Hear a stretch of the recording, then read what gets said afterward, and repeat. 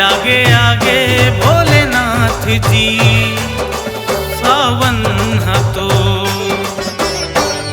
आगे आगे आगे भोलेनाथ जी सावन हतो।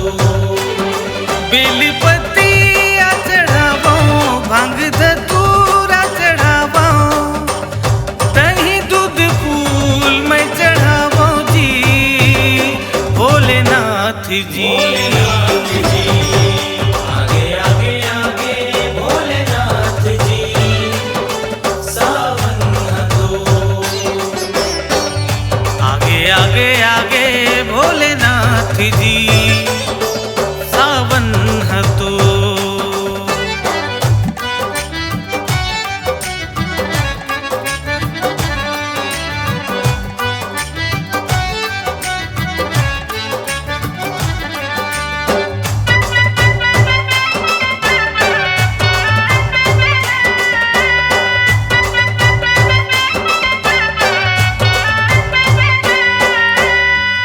कांधा मकावर मन में तोरे नाम भोलेनाथ जी।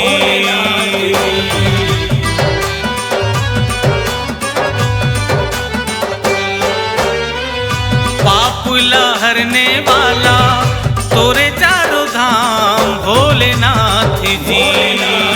बेलपति चढ़ावो माथ त्रिपुंड लगावो तोला गौरी के संग बुलावो जी भोलेनाथ जी।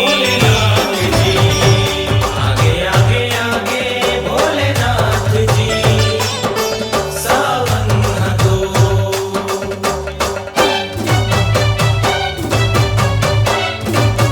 बम बम बम बम हर हर हर हर।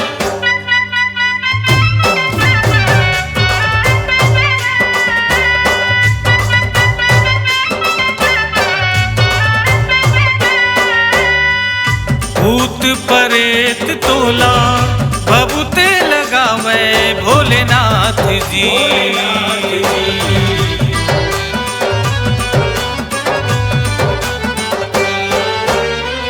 सब देवता मिलके तोरे गुण गावे भोलेनाथ जी।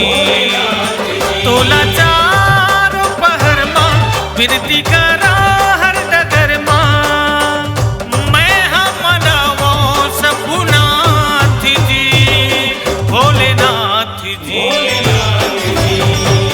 आगे आगे आगे भोलेनाथ जी सावन हतो।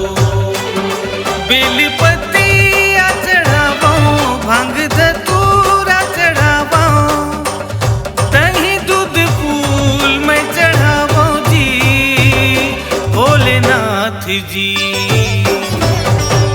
आगे आगे आगे भोलेनाथ जी सावन हतो। आगे आगे आगे भोलेनाथ जी सावन हतो। आगे आगे आगे भोलेनाथ जी सावन हतो। आगे आगे आगे भोलेनाथ जी